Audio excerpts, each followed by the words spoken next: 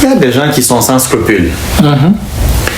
Elle a montré dans son téléphone combien de comptes GoFundMe elle a fait fermer par la GRC et par les autorités fédérales et provinciales, parce que tout simplement c'est des personnes qui utilisaient l'image de ces personnes-là, de ces victimes-là, de ces étudiants-là pour se faire de l'argent. Qu'aucune structure ne se sente en compétition avec la fac. Absolument. Vous savez, c'est un message que vous envoyez à ça, oui, c'est ça.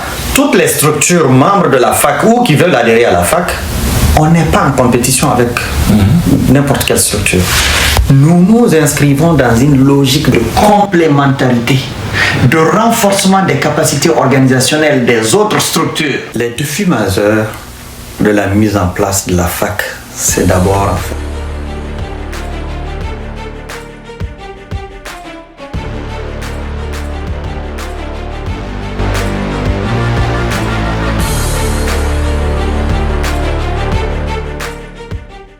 Chers téléspectateurs, mesdames, messieurs, bonjour et bienvenue à l'émission Flamme Entrepreneuriale. Aujourd'hui, nous avons l'immense plaisir de recevoir un homme, un leader, une personnalité engagée, communautairement. Il est actuellement à la tête de la Fédération africaine et association du Canada en tant que directeur général. Il est administrateur de plusieurs autres structures et aussi, il faut le dire, c'est quelqu'un qui aime l'action. Il s'appelle M. Tierno Souleymane Diallo. Il est notre invité pour parler du bilan de la Fédération africaine et association du Canada et bien d'autres actualités qui touchent les immigrants à Québec. Bonjour M. Diallo et bienvenue à notre émission. Bonjour M. Lial. Comment allez-vous? Ça va très bien. D'ailleurs, permettez à toute l'équipe de Diaspora Interaction de vous présenter ses vœux de bonne année, meilleure santé et meilleure réalisation. Merci beaucoup et merci pour l'honneur que vous me faites de m'inviter aujourd'hui sur votre plateau. Et je vous retourne aussi les mêmes vœux. Merci. De santé, de paix, de joie, de bonheur, mais surtout de prospérité dans toutes vos entreprises en 2025. Alors, pour commencer, Monsieur Diallo, on aimerait savoir qu'est-ce qui vous a motivé à vous engager, bien sûr, avec la fac. Et aujourd'hui, que pouvez-vous dire de la fac? Merci beaucoup pour votre question. En fait, je vous dirais que les raisons qui m'ont motivé à m'engager auprès de la fac, ou bien même à fonder avec d'autres personnes la Fédération africaine et association du Canada, sont multiples. Cela dit, je vais simplement en fait relater les principales raisons. Exactement. Premièrement, c'est parce que l'Afrique étant un continent de 54 pays, nous voulons l'unité entre les Africaines et Africains au Canada dans un esprit de fraternité, mais aussi de solidarité. Et à côté de ça, nous voulons aussi faciliter les échanges entre les acteurs, non seulement communautaires, mais aussi la diaspora africaine qui est quand même très importante au Canada. Et c'est pourquoi la fédération, l'une des raisons, l'autre raison aussi, c'est de faire en sorte que cette fédération, comme on l'entend, qu'elle puisse fédérer des leaders communautaires, qu'elle puisse fédérer des associations nationales des diasporas, qu'elle fédère des étudiants et toutes sortes de professionnels au niveau de la communauté africaine. Et aussi, c'est de faire en sorte qu'on puisse développer et soutenir des projets qui sont porteurs communs, qui tendent à promouvoir et à soutenir le développement commercial, économique, culturel, politique, pourquoi pas social de la communauté africaine, tout en créant un environnement sécuritaire, durable et divertissant. L'autre raison, qui pourrait être la mission de la fédération, c'est de faire en sorte que nous soyons un acteur capable de fédérer et d'influencer, et en créant une communauté apprenante et engagée. La Fédération africaine et association du Canada se veut un acteur incontournable dans les débats socio-économiques, mais aussi tout ce qui est résolution de problèmes de toutes sortes au Canada. Quand ça touche la communauté africaine, la fédération veut être partie prenante. Parce que, comme on le dit, tout ce qui se fait pour nous, sans nous, est fait contre nous. Contre nous, absolument. Je vais rebondir sur cette citation pour rapidement vous demander les défis que vous avez rencontrés lorsque vous étiez bien sûr dans le fondement de cette fac et avec toute la motivation que vous, l'équipe et vous aviez, quels ont été les défis majeurs de la mise en place de la fac? Les défis majeurs de la mise en place de la fac, c'est d'abord en fait cette unité. Le fait de créer la cohésion et l'unité entre d'abord les personnes qui devraient la composer. Vous savez, unir les hommes, ce n'est pas facile. Alors là, surtout, unir des hommes qui sont aussi des responsables, ce n'est pas du tout facile.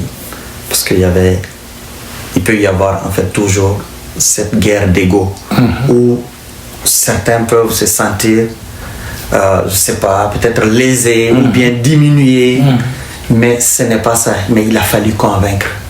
Il a fallu convaincre pour faire comprendre aux uns et aux autres que c'est ensemble qu'on peut être beaucoup plus impactant. C'est ensemble qu'on peut gagner, mais c'est aussi ensemble qu'on peut tout perdre.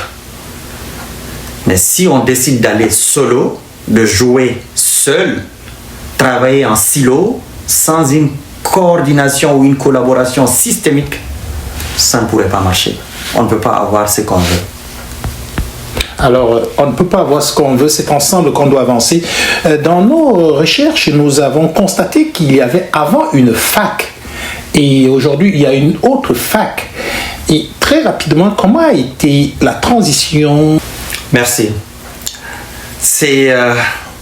en fait, je vous dirais que ça a été pour moi un plaisir d'avoir siégé dans le conseil d'administration transitoire de la fac dont vous mentionnez, qui était à l'époque la FAC, Fédération africaine du Canada. Maintenant, qui est rebaptisée Fédération africaine et association du Canada. La nuance, elle est très importante. Absolument. Je vais revenir. Dans cette ancienne fédération qui existait, malheureusement, la fédération avait commencé à bien décoller. Pour des questions de gestion, vous savez, c'est pas tout le monde qui a en fait le sens de l'éthique et de l'intégrité dans la gestion de la chose publique. Il y a eu en fait des problèmes d'ego, comme je l'ai mentionné tout à l'heure, oui, dans le bureau exécutif. Absolument.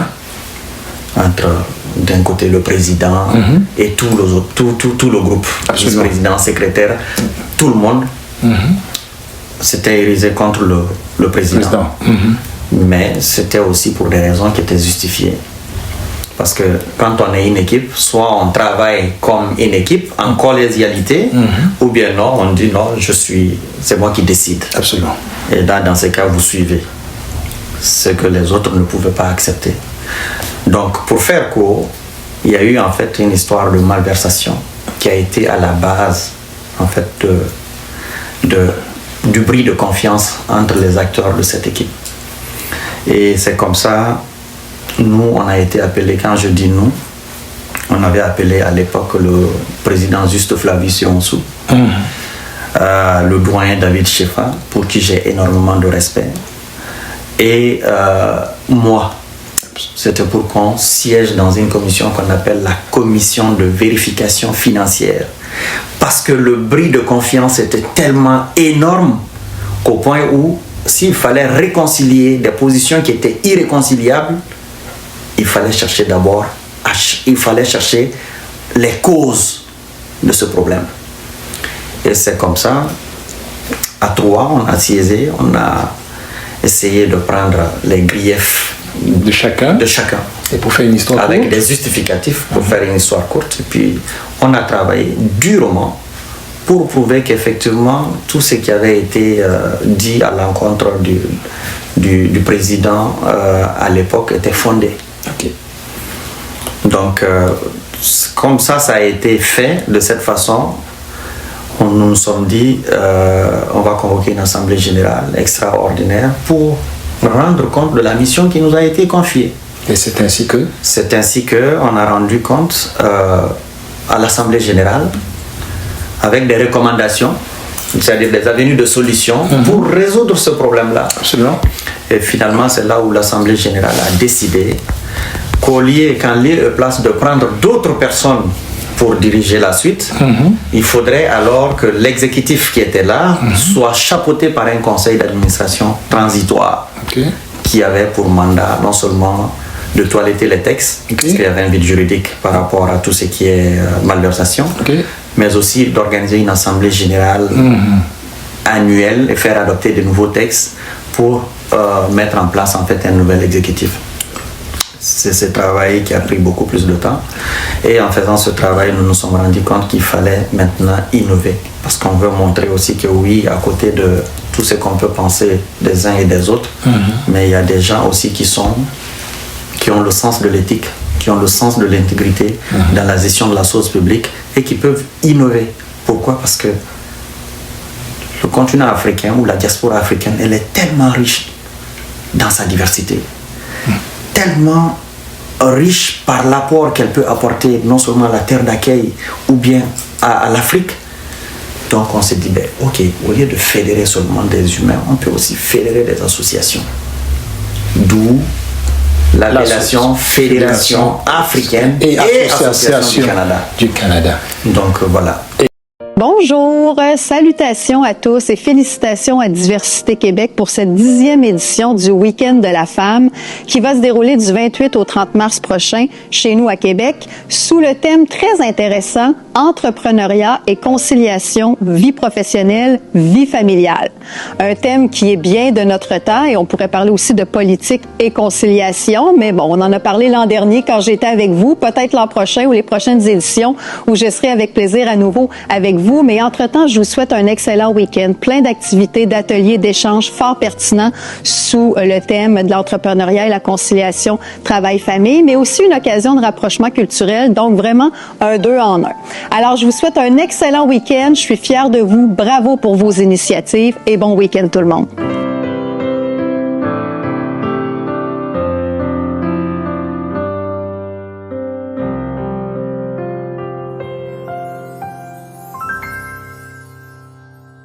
Parlez-nous un tout petit peu de la reconfiguration et de votre bureau actuel, s'il vous plaît, en quelques mots. Ben, au niveau de la reconfiguration, une fois que les statuts ont été adoptés et qu'un CA a été élu, ça c'est quand même la nouveauté, c'est qu'on n'avait pas avant. Ce CA a décidé à l'unanimité en fait de me nommer comme directeur général, mandat que j'ai accepté. Je les ai dit, je le ferai pour 2 ans, pas plus. Là, c'est la première année. On va parler du bilan dans quelques secondes. Oui, effectivement. Et puis, j'ai mis en place, en fait, une équipe. Mais une équipe qui respecte aussi les valeurs de la nouvelle structure. Absolument. Et je rappelle d'ailleurs que ces valeurs-là sont au nombre de 5. Allons-y. Premièrement, nous avons, en fait, la coopération. Coopération. À côté de la coopération, nous avons l'expertise. Expertise. C'est-à-dire l'expertise fait référence à placer les bonnes ressources aux bonnes places. Absolument. L'agilité. Agilité, oui. C'est d'être capable de saisir des opportunités. Le respect, qui est fondamental dans toute chose. Et enfin, la solidarité. La solidarité, pourquoi?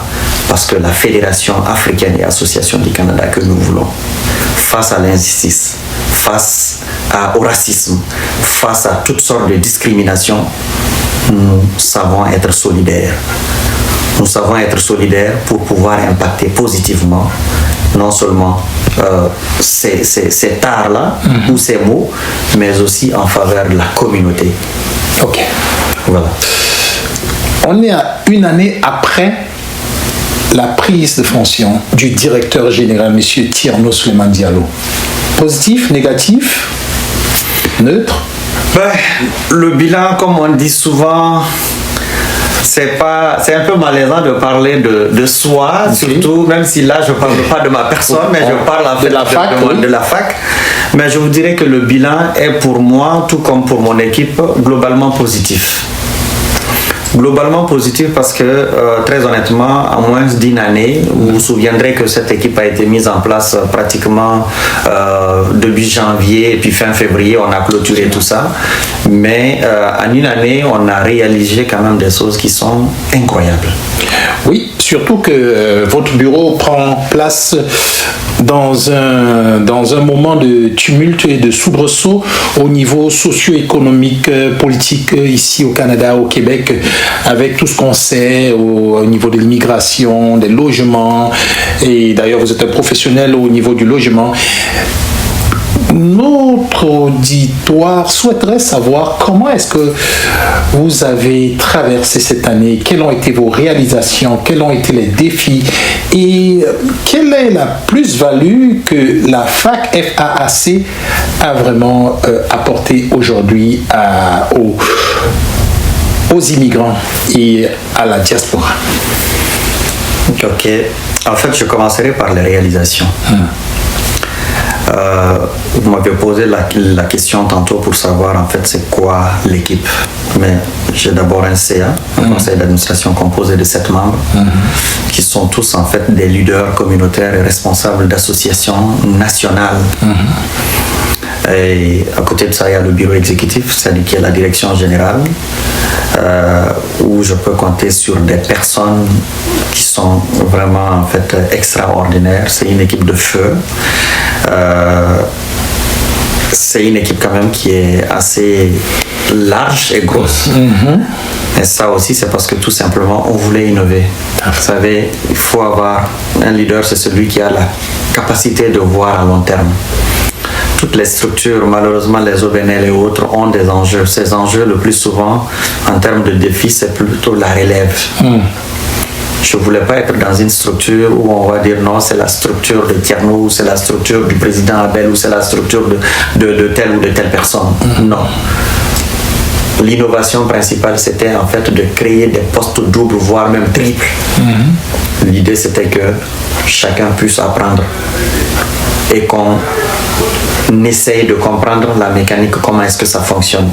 Comme ça, même en cas de départ, ceux qui étaient là savent qu'est-ce qui a été fait, comment ça a été fait, qu'est-ce qui pourrait être apporté comme modification majeure dans une optique d'amélioration continue.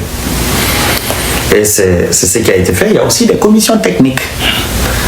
Je dirais 5 commissions.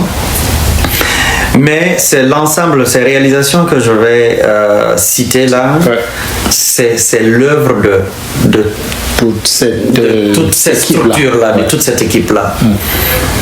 On a eu à faire beaucoup de choses. La première des choses qu'on a faites, après qu'on ait mis en place toutes ces structures-là, tous ces organes, je veux dire, c'est le dévoilement de nos lauréats dans le cadre du mois de l'histoire des Noirs. Pour la première fois, nous avons fait en fait dévoiler une équipe paritaire, 12 personnes, 6 hommes, 6 femmes. Et la nouveauté, tenez-vous bien, monsieur Lial, c'est qu'il y avait 2 personnes de la communauté maghrébine, 2 dames, 2 grandes femmes,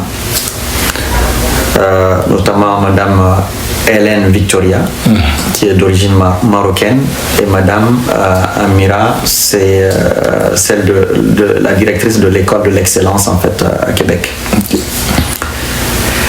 Quand on a fait ça, les gens étaient tellement touchés que c'est Radio-Canada, la section arabe, qui m'a contacté pour une entrevue. Ils se sont dit, mais on dit le mois de l'histoire des Noirs, pourquoi vous avez en fait primé de Maghrébines? Je dis, parce que nous, la fédération, nous sommes dans l'inclusion. Le mot ou les mots équité, diversité, inclusion, pour nous, ça sonne pas creux. Ça compte. Ça compte. Et en plus, c'est des Africains. Parce qu'ils viennent du continent africain.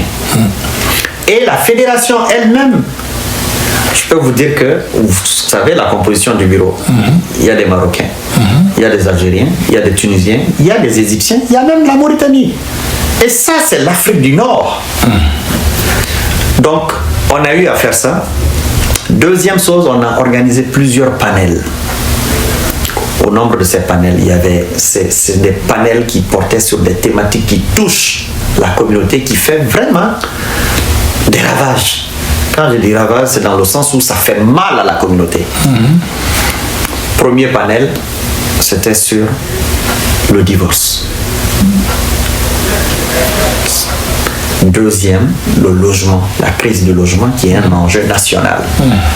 Et là, on a invité des experts, non seulement qui pouvaient parler de la chose, mais aussi des organismes qui faisaient du lobbyisme en matière de logement, qui sont venus parler et sensibiliser, informer les citoyens de leurs droits, surtout la communauté. Nous avons eu aussi un autre panel sur l'immigration, qui est un enjeu aussi national. Et voilà, plusieurs autres séances, des ateliers d'information sur, comment dirais-je, les études, c'est quoi une intégration réussie, c'est quoi les enjeux pour les étudiants, parce que là, c'est vraiment une très grande préoccupation. Et à côté de ça, il y a plusieurs autres, en fait, réalisations, mais si vous permettez, je peux... Bien sûr, absolument. Je pourrais vous les lister. Nous avons en fait le lancement officiel de la fédération que nous avons fait le 25 mai, qui était là, c'était pas anodin parce que c'était la journée internationale de l'Afrique. Nous avons eu à tisser des partenariats très importants. Et au niveau de ces partenariats, je pense que je pourrais revenir là-dessus un peu plus loin. Nous avons, comment dirais-je, fait de l'offensive diplomatique. C'était une offensive diplomatique accrue qui a donné une visibilité aussi à la fédération. Absolument. Auprès d'importantes personnalités de tous les paliers gouvernementaux. Nous avons fait ce lac à l'épaule pour définir notre plan stratégique sur 2 ans. C'était au mois de mars. Et puis, nous avons soutenu des étudiants et des familles en situation de détresse. Il y a eu en fait cette mobilisation exceptionnelle qui était vraiment extraordinaire en soutien à une cause. C'était la cause de l'enfant qui a été ébouanté d'eau chaude à Longueuil, à Montréal. Il y a eu, comment dirais-je, à côté de ça, beaucoup de rencontres de haut niveau. Et à côté de ça, il y a aussi, pour terminer en fait l'année en toute beauté, il y a eu cette reconnaissance en fait que nous avons eue avec l'Union africaine, notamment à travers l'association panafricaniste l'association panafricaine des associations et clubs reconnus par l'Union africaine. Et cerise sur le gâteau, c'est la très honorable l'ancienne gouverneure générale Michael Jean et aussi ancienne secrétaire exécutive de la francophonie qui nous a appelé, qui m'a appelé personnellement pour nous féliciter pour le travail que nous faisons parce qu'elle nous suit et elle entend aussi les échos. Et là où en fait ça a été beaucoup plus impactant, c'est la marche que nous avons organisée à l'honneur du petit Péniel, ce jeune garçon qui a été ébouanté d'eau chaude au mois de novembre dernier. Ben, écoutez, rendu à toutes ces réalisations, il faut dire que la FAC a quand même certainement rencontré des défis, a certainement eu des obstacles, ou alors a toujours des obstacles actuellement.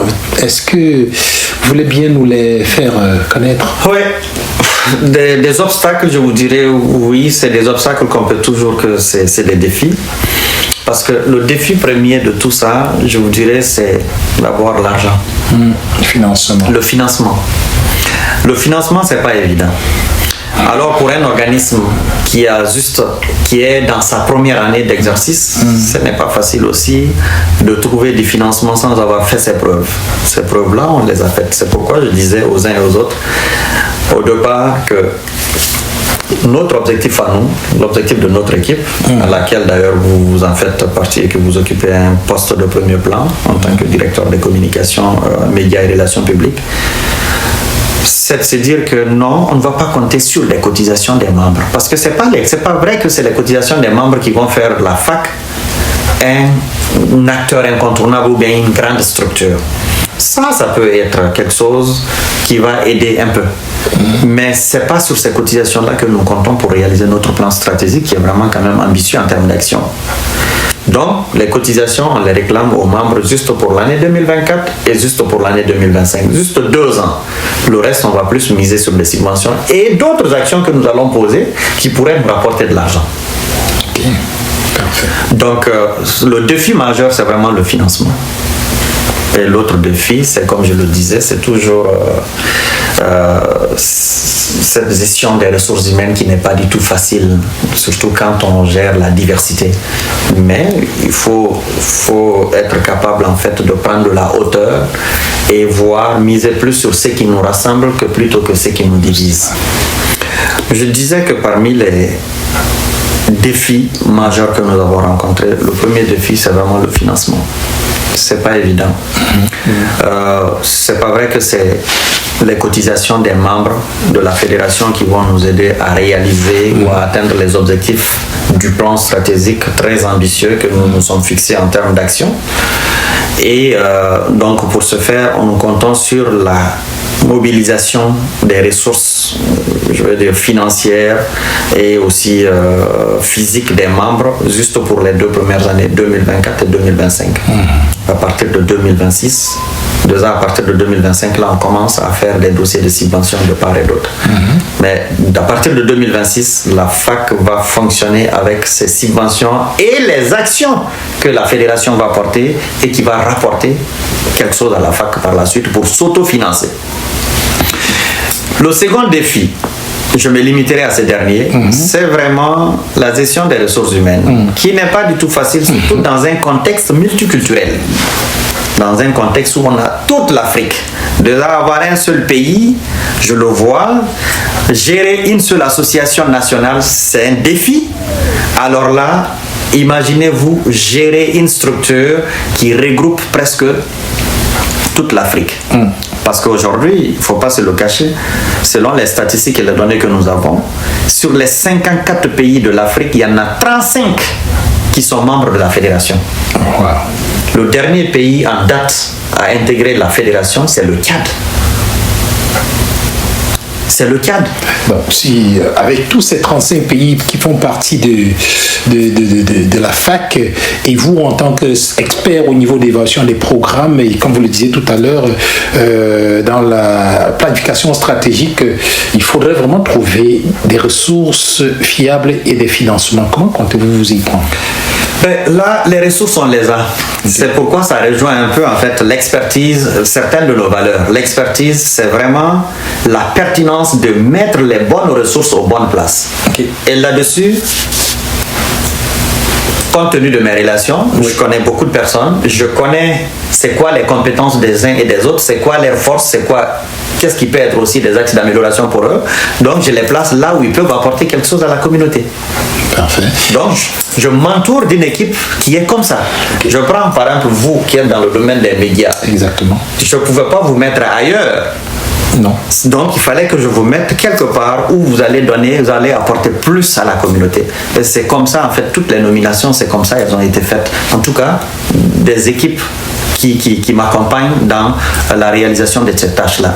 L'autre chose, c'est l'agilité.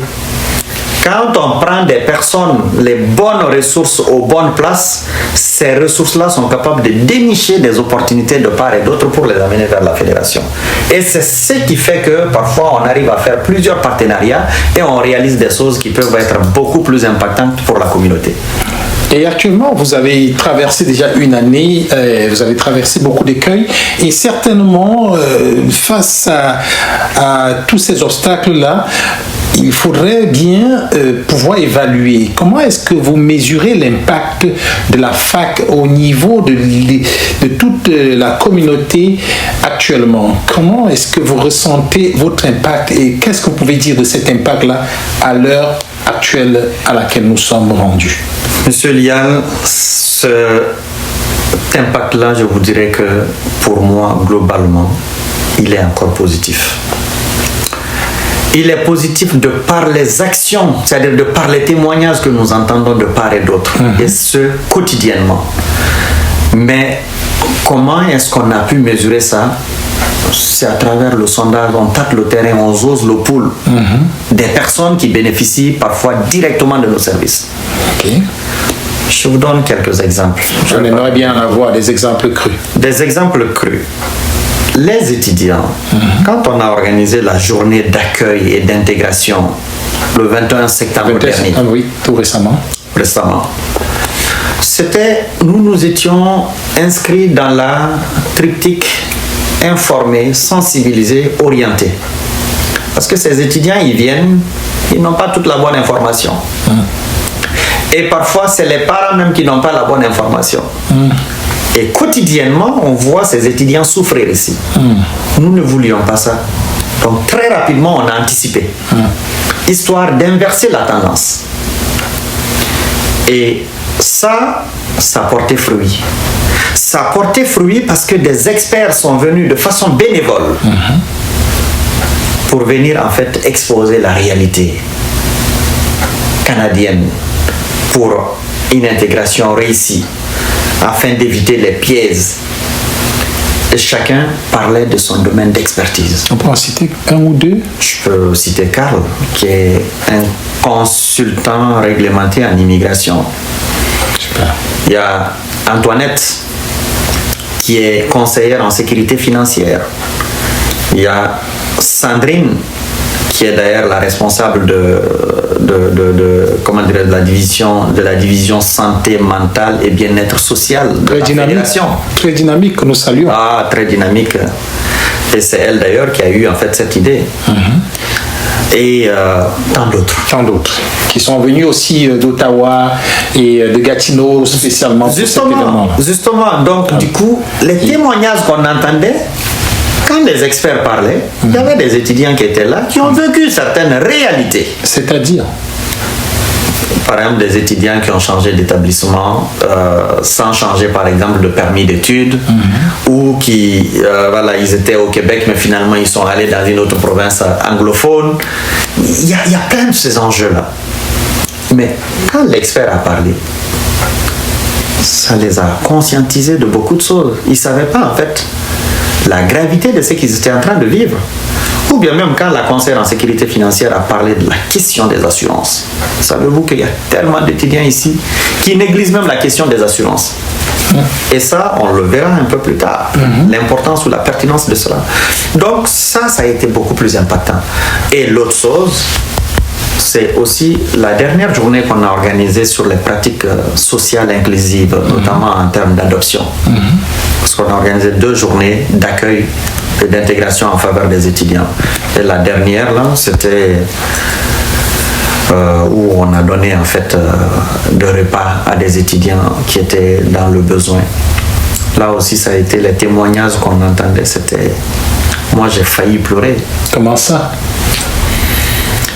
C'était pleurer en fait de joie parce que je me demandais, mais oh Seigneur, pourquoi on n'avait pas fait ça depuis longtemps?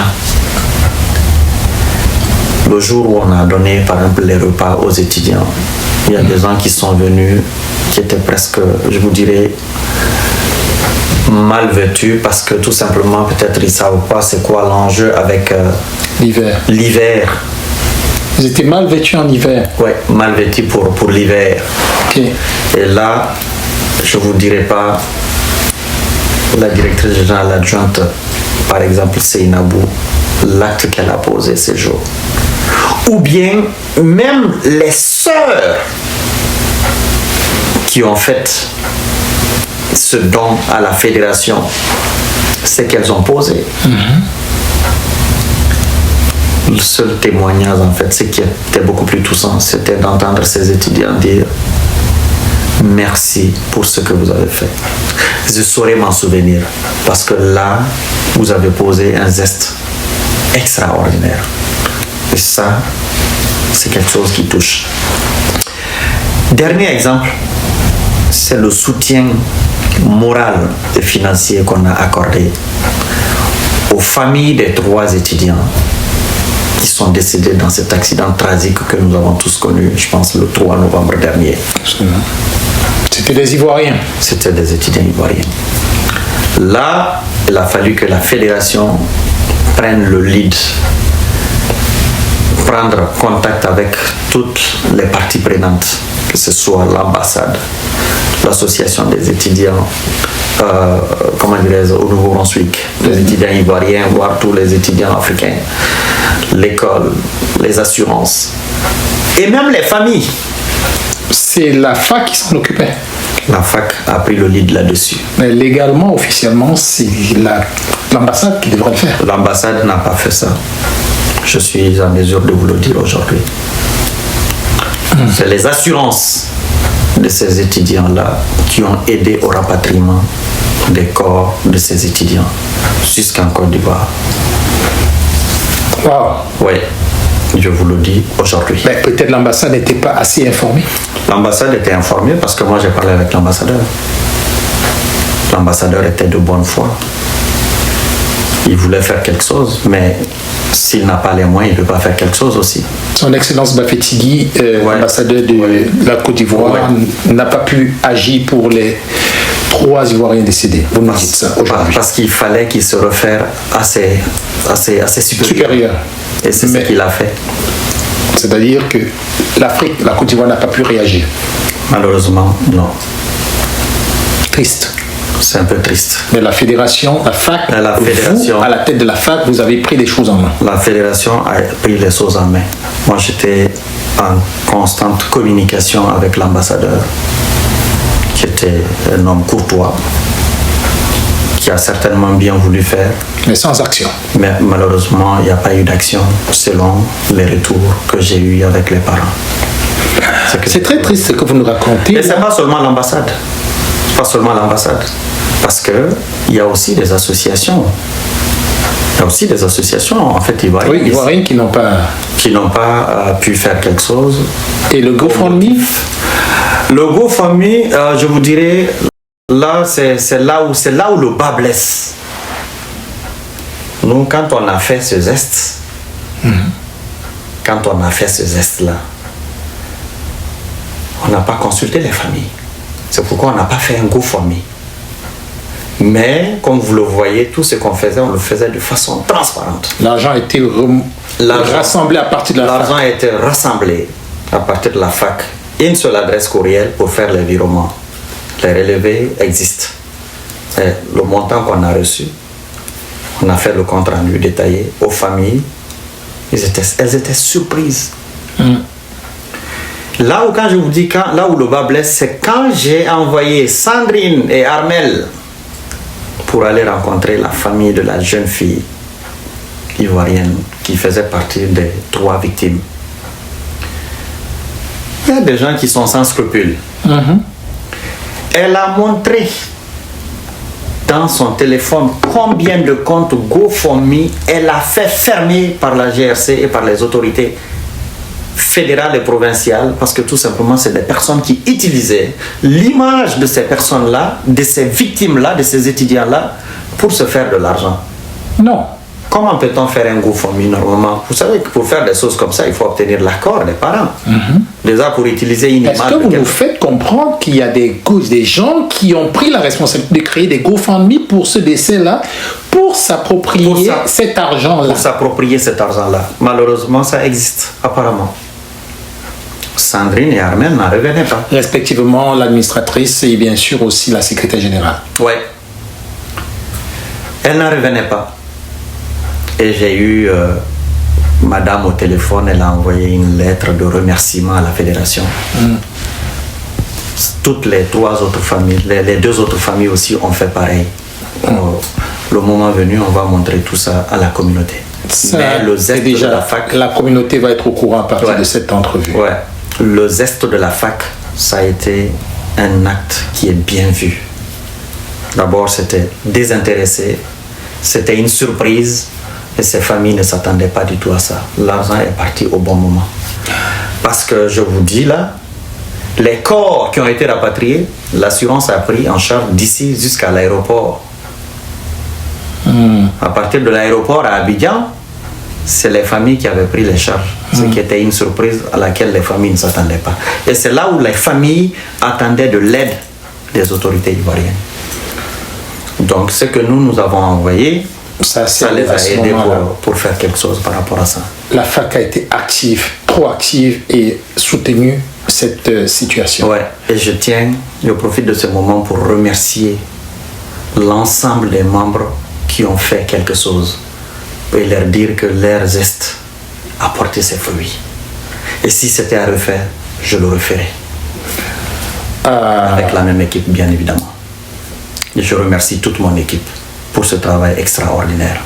À vous écouter, ça a été vraiment une année très secouée et très engagée de la part de la FAC. Tout à fait.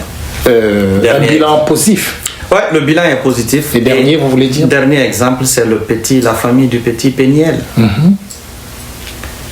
Quand c'est arrivé aux premières heures, le président Abel et moi, avec d'autres membres de la fédération, bien sûr, nous sommes allés réconforter cette famille-là.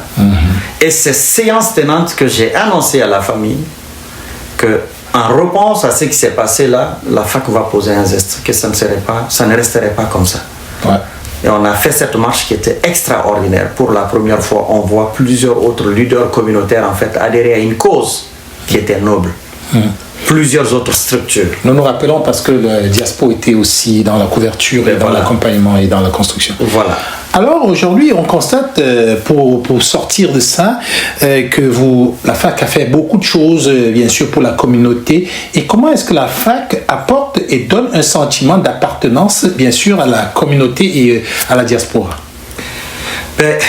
Pour le sentiment d'appartenance, je vous dirais, vous savez, la fédération telle qu'elle est faite, telle qu'elle est conçue, dans notre vision, c'est de ne menacer personne. Quand je dis menacer personne, qu'aucune structure ne se sente en compétition avec la FAC. Absolument. Vous savez, c'est un message que vous envoyez à différentes structures. C'est ça. Toutes les structures membres de la FAC ou qui veulent adhérer à la FAC, on n'est pas en compétition avec n'importe quelle structure. Nous nous inscrivons dans une logique de complémentarité, de renforcement des capacités organisationnelles des autres structures. Je vais vous donner un exemple concret. Quand nous savons que, par exemple, telle structure fait ça, nous, on ne va pas faire la même chose, on ne va pas reproduire la même chose. Parce que si on veut reproduire la même chose, c'est une façon de dire à l'autre, non, ça ne sert à rien que tu sois avec nous. Et c'est justement ça qui, selon les analyses que nous avons, crée des problèmes entre des grosses structures et des petites structures aujourd'hui dans la diaspora africaine. Absolument. Donc, on aime tous en fait cette chefferie-là. L'Afrique est conçue comme ça. Ces chefferies traditionnelles ou classiques, que chacun garde l'autonomie de sa structure, garde sa chefferie. Ce qu'on leur demande, c'est de venir, qu'on travaille ensemble, qu'on se donne la main dans la main pour travailler ensemble. Miser plus sur ce qui nous rassemble que ce qui nous divise. Okay. Et savoir que c'est en étant ensemble qu'on peut gagner, qu'on peut atteindre des objectifs, qu'on peut aller beaucoup plus loin. Mais si on est seul, on ne peut pas atteindre cet objectif. On ne peut pas atteindre cet objectif. On va réaliser des résultats, certes positifs, mais pas forcément ce qu'on veut réaliser, parce qu'on ne va pas avoir cette force qu'on veut. Aujourd'hui, on se présente devant n'importe quel palier gouvernemental pour dire que, écoutez, la Fédération africaine et association du Canada, c'est un peu comme l'Union africaine. Absolument. Vous avez 35 pays, plus de 700 membres. En moins d'une année, ça c'est une prouesse. Et je rebondis dessus. Oui. On sait que les élections arrivent à grands pas. Est-ce que la FAC a déjà une idée de candidat qu'elle soutiendrait éventuellement si pour les possibles candidats écoutent cette vidéo, quel est votre message? Des élections, vous parlez de fédéral ou municipal ou municipal. Et fédéral aussi, pourquoi pas les deux? Moi, je vous dirais que au niveau de la fédération, oui. Vous savez, moi, en fait, ma position, elle est très délicate. Absolument. Très délicate parce que, premièrement, voilà, je travaille à la ville et puis je suis directeur général de la fédération. Donc, je ne peux pas vous dire que j'ai une préférence d'un candidat ou de tel candidat. Ça, je ne me prononce pas là-dessus. Mais la fac écoute. Oui, la fac écoute en effet. La fac écoute en effet. Moi, c'est que nous faisons au niveau de la fédération, ce que nous disons aux uns et aux autres. Votre message aux uns aux autres. Le message aux uns et aux autres, c'est de dire, soyez des acteurs, ne soyez pas des observateurs. Parce que la communauté africaine, premièrement, on a 2 problèmes majeurs. On ne donne pas de l'argent. Ça, c'est un. Et on ne vote pas. Okay. Si tu ne donnes pas de l'argent pour soutenir les candidats, tu ne votes pas. Finalement, tu n'auras joué aucun rôle. Ouais. Donc, nous invitons, j'invite tous les membres de la fédération de s'investir. Et tous les Africains aussi, il faut le dire. Oui, non, c'est ça. Tous les membres de la fédération, mais aussi tous les Africains. J'en venais. C'était de dire non seulement aux membres que s'ils connaissent des gens qui ne sont pas membres de la fédération, mais qui veulent faire de la politique, c'est de les inviter à s'investir. Nous, on est là pour les soutenir. On est là pour les soutenir. Quand je dis on est là pour les soutenir, c'est de dire, ok, à travers la fac, on va créer déjà en fait un comité de mentorat. Ça, c'est dans nos prévisions. C'est de créer un comité de mentorat qui va en fait composer d'élus afro-descendants, je ne dis pas d'élus africains, mais d'élus afro-descendants. Oui, ça s'entend. Voilà, afro-descendants qui vont en fait scotcher ceux qui veulent être candidats. Ça, c'est extrêmement important. Ça, c'est le message Ça, c'est le message à l'ensemble des Africains, à l'ensemble de la diaspora. Et quel africaine. est votre message aux candidats et aux possibles candidats? Notre message aux candidats et aux possibles candidats, c'est de leur dire, c'est une fierté. S'ils décident de s'engager, c'est une fierté. Parce que c'est aussi au-delà du sentiment qu'eux, ils peuvent avoir. C'est aussi, en fait, une fierté double dans le sens où il y a la question de représentativité. Ça, c'est très important. Ceux ou celles qui veulent être candidats doivent savoir et être conscients qu'ils sont en train d'inspirer d'autres personnes. D'où la représentativité. Parce qu'ils vont être des modèles. Ça va encourager d'autres à emboîter le pas. Mais cela ne peut pas se faire si nous-mêmes nous ne travaillons pas sur nous. Travailler sur nous, c'est-à-dire en étant partout où nous sommes, à être exemplaires. Savoir que nous sommes des ambassadeurs. On le dit souvent chez nous que chaque personne, chaque fils ou chaque fille est l'ambassadeur de sa propre famille. Mais Et aujourd'hui que vous êtes rendu à une année positive selon le bilan que vous venez de dresser, quelle est votre vision? Quelle est la vision de la fac à long terme, mettons à moyen long terme? Avant d'aller sur votre question, je vous ferai simplement un complément d'information en lien avec toujours la politique. Vous savez, il y a aussi 2025, ça va être une année électorale aussi, pas seulement municipale, mais aussi peut-être fédérale. Fédérale, oui. Fédérale, bon, quand je dis peut-être c'est pour maintenant ou c'est pour au mois d'octobre. Oui. Mais là aussi, il y a des partis politiques qui nous ont approchés au niveau fédéral. Qui nous ont approchés à l'effet d'avoir des candidats de la diversité. Mais là aussi, moi je pose mes conditions. Je ne veux pas avoir des candidats poteaux. Qu'est-ce qu'on appelle des candidats poteaux? C'est de prendre des candidats pour meubler des statistiques. Absolument. Quand on prend des candidats, moi, la fédération, si on envoie des candidats ou des candidates, comme on l'a déjà fait avec des femmes, pour votre information, on a envoyé quelques candidates pour un parti, et puis pour les autres, ça s'en vient. C'est de mettre, ce que nous demandons en contrepartie à ces partis-là, c'est de faire en sorte que les candidats qui vont venir soient dans des circonscriptions qui sont gagnables par le parti, mais pas aller dans des circonscriptions dont ils n'ont aucune chance de remporter. Faire de la figuration. Ça, il faudrait qu'on arrête ça. S'il y en a certains ou certaines qui sont fiers de ça, nous, on n'embarque pas dans ça. Ça, on ne le veut pas. Maintenant, pour répondre à votre question, c'est quoi la vision de la fac à long terme? Je vous dirais, la vision de la fac à long terme, c'est d'œuvrer à la prospérité professionnelle, économique, financière, culturelle et intellectuelle de la communauté africaine dans le respect des valeurs du pays d'accueil, c'est-à-dire le Canada. C'est ça notre vision à long terme. Nous voulons créer un pont entre l'Afrique et le Canada, créer des opportunités de maillage entre l'Afrique et le Canada, faire un jumelage. Parce qu'on est là, oui, certes, c'est un état de droit, il y a la bonne gouvernance, il y en a plein de choses. Mais n'oublions pas aussi l'Afrique.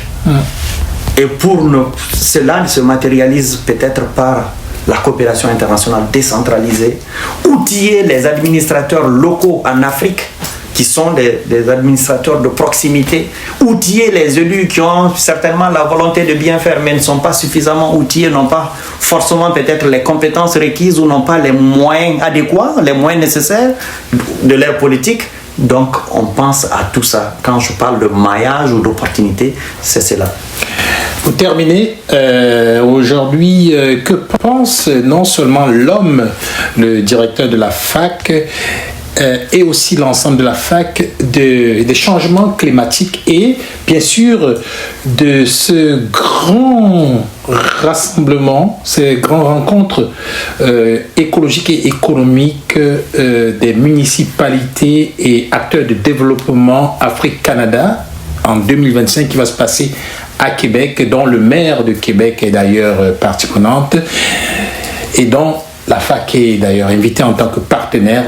Quelle est votre analyse de cette situation écologique? Merci pour l'opportunité. Je vous dirai notre analyse de cet enjeu-là. Elle est très importante, elle est capitale. Comme pour rappeler que parmi nos services, nous faisons la promotion des pratiques de développement durable, mais aussi la promotion de la culture et de la diversité africaine. Donc tout ce qui est transition écologique, développement durable, sont des thématiques qui sont inscrites au cœur des actions de la Fédération. Et c'est pourquoi nous sommes fiers de nous associer à ces grands événements qui s'en viennent. L'année 2025, ça va être une année très mouvementée pour la FAC. Très mouvementée pour la FAC par rapport aux opportunités de là que nous avons et par rapport au planning que nous avons. Et si vous permettez, je vais vous donner quelques exemples. Outre les partenariats que nous avons tissés. Justement, j'en venais au partenariat. Ok, dans ce cas, je ne touche pas ça, je vais attendre. Mais je vous dirais qu'en termes de perspective pour 2025, c'est ça. Premièrement, nous avons un partenariat avec IOM SARL, Société à responsabilité limitée, dont le président fondateur est Jean-Charles Cueté, qui est journaliste, président fondateur du journal qu'on appelle Écho du territoire, dans le cadre en fait du réseau Gala. Ensuite, vous avez la MATDEL. La MATDEL, ça c'est fin avril. C'est la MATDEL, entendez par là la mission d'apprentissage pour le tourisme et le développement économique local dans la région du lac Mégantic, qui serait d'ailleurs présidée par Madame la préfète de la région. Et ensuite, nous avons l'Afrique en lumière. L'Afrique en lumière, pourquoi? Parce que ça c'est en collaboration avec l'organisme Lève-toi et brille de Karine Essomba. Ça c'est dans le cadre de la Journée mondiale Afrique. Donc on prend toute la semaine, la dernière semaine du mois de mai pour dire l'Afrique en lumière. Vous allez avoir la programmation complète bientôt. Et il y a aussi le REMAD. Donc en termes de perspective, je parlais de l'Assemblée Générale annuelle qui va se faire fin janvier, début février. Vous avez le réseau Gala le 7 février 2025 à Lac Mégantic. Vous avez la MATDEL qui est la mission d'apprentissage sur le tourisme et le développement économique local avec IOM Charles, présidé par Jean Solaire Cueté. Ça c'est fin avril, toujours dans la région du lac Mégantic, présidé par la préfète de la région. Vous avez l'Afrique en lumière qui est l'événement phare auquel la FAC est associée avec l'organisme Lève-toi et brille, qui est fondé et présidé par Madame Essomba Karine. En mars, avec le week-end de la femme. Oui, il y a le week-end de la femme et puis il y a le REMAD. Ouais, le REMAD en juillet. Donc là, en juin. Donc là, déjà, ça fait 6 mois d'activité. 6 mois d'activité intense où ça va pédaler. Parfait. J'espère que... Et je vous disais qu'à côté de ça, j'avais oublié de mentionner un élément essentiel. C'est un des sujets que j'ai abordé avec la très honorable Michel Jean par rapport au sommet pan-canadien que sa fondation organise du 31 janvier au 2 février au Palais des Congrès de Montréal.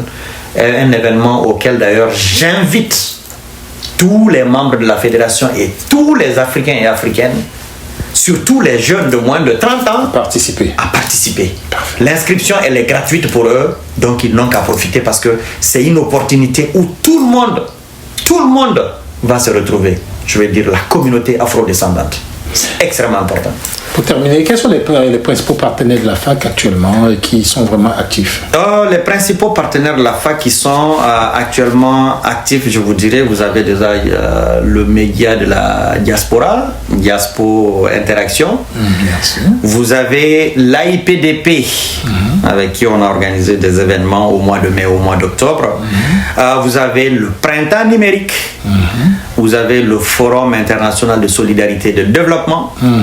Vous avez la Caisse des Ardents, avec qui on a une entente de préouverture de compte à partir de l'étranger, qui nous permet d'ailleurs de nous autofinancer. Et vous avez le Festival Mouali, où on a été partenaire. Il y a aussi la Royal Air Maroc, qui, il faut le rappeler, nous a offert 2 billets d'avion cette année pour notre événement du lancement. Et vous avez, la FEPAC. FEPAC IC, c'est la Fédération panafricaine des associations et clubs reconnus par l'Union africaine. Et vous avez à côté de ça d'autres partenaires tels que Nafamoni,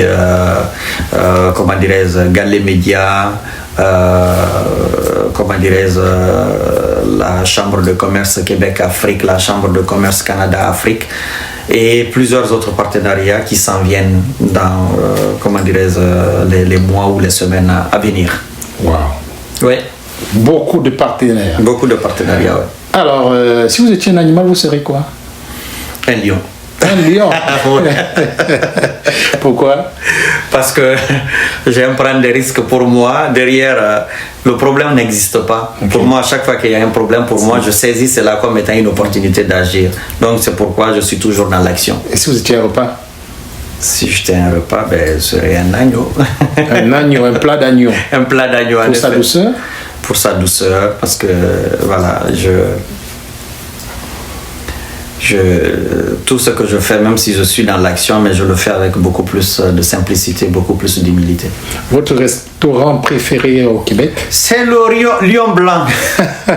Le Lion Blanc pour ses menus ou pour ses mets extraordinaires, très délicieux. Votre mot de fin, et si dans le mot de fin, vous nous donniez un peu votre position par rapport à la situation de l'immigration maintenant, et vraiment très courtement.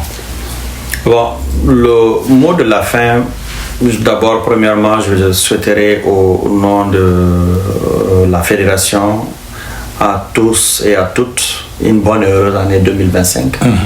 Qu'elle soit une année empreinte de paix, de bonheur, de joie, de prospérité, mais aussi beaucoup d'argent pour la communauté. Amen. Et l'autre chose, c'est en lien avec l'immigration, avec tout ce que nous sommes en train de voir. Je constate simplement que c'est triste. Que parfois, en fait, le gouvernement, je dis bien le gouvernement, qu'il soit fédéral ou provincial, parfois arrive à prendre des décisions qui pensent être les bonnes. Moi, je les soutiens dans ces démarches-là, mais je voudrais simplement les inviter à plus faire attention aux angles morts, parce qu'il y a tellement d'intersectionnalité qu'on oublie dans ces processus de prise de décision-là, qu'au point où parfois ça ça cause beaucoup plus de préjudice, c'est-à-dire plutôt que réparer ou ça bien voilà, ça dessert en fait. Je pense souvent au cas des étudiants. On ne peut pas faire des changements brusques dans le programme en fait avec les étudiants sans donner en fait un moratoire au moins de 6 mois, un temps d'adaptation. On prend parfois des décisions, c'est très rapide et ça crée en fait des problèmes de santé mentale énormes avec les étudiants. Je le vois avec l'histoire des permis d'études, les nouvelles modifications qui sont apportées à la réglementation. Il n'y a pas de moratoire.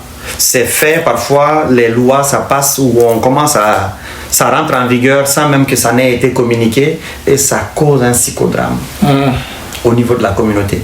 Merci. Donc c'est de faire attention à ces éléments-là. Après, je suis aussi d'accord, il y a certaines décisions qui se prennent, c'est tout à fait normal, mais c'est simplement faire plus attention à la démarche, qu'elle soit beaucoup plus participative, inclusive aussi. Parce que sinon, ça cause des préjudices énormes, même si ce n'est pas ça l'intention ou la volonté réelle du gouvernement. Donc c'est de faire attention à cet élément-là. Et je terminerai par dire, appeler les uns et les autres, notamment la diaspora ou la communauté afro-descendante de façon globale, à être aussi exemplaires dans ce que nous faisons, à respecter les lois de ce pays. Parce qu'il ne faut pas aussi qu'on abuse. Ce n'est pas bon. Malheureusement, c'est ce qui arrive, c'est ce qui conduit en fait les autorités à prendre parfois certaines mesures. Donc il faut se poser toutes ces questions-là. Et j'invite tout le monde à être vraiment exemplaire. C'est un pays d'accueil, une terre d'accueil, hospitalière, accueillante, attachante, qu'il faudrait aussi respecter. Il faudrait vivre ici tout en respectant les lois de ce pays. C'est extrêmement important. Merci beaucoup, merci d'avoir fait le déplacement et merci pour toutes les informations et merci surtout de nous avoir vraiment donné la quintessence de la vision et des valeurs de la fac et bien sûr de nous avoir donné l'opportunité de comprendre l'utilité, l'importance et l'urgence d'adhérer à la fac.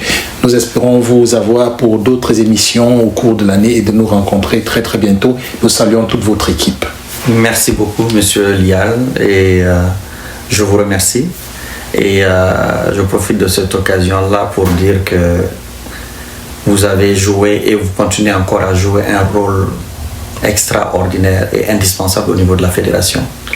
Vous, nos collègues Seynabou Amika, qui est la directrice générale adjointe, Sandrine, Armel Bamba, Guy Christian Epassi, Bapa Tesso, Abdelaziz Bari, Ametidjan Ba et tant d'autres, Sandrine, Georgette, je ne peux pas lister tous les noms, mais vous avez joué et vous continuez à jouer un rôle important. Merci. Et je termine par remercier aussi nos soutiens, notamment Dieudonné Ela Oyono, Cyril Ekwala et tant d'autres personnes de la communauté africaine qui sont là, qui nous appellent, qui nous soutiennent, qui nous encouragent, ainsi que le frère Mamadou Baïlo aussi, qui est gestionnaire à la ville de Béarn. Merci beaucoup. Merci à vous. Voilà, chers téléspectateurs, nous venons de recevoir Monsieur Thierno Souleymane Diallo, qui est directeur général de la Fédération africaine et association du Canada. La mission est grande et le travail est grand et ensemble on est capable de faire beaucoup. En espérant que vous avez pu tirer des informations importantes et intéressantes à travers cette entrevue, nous vous souhaitons une bonne fin de journée et nous vous attendons comme adhérents à la FAC.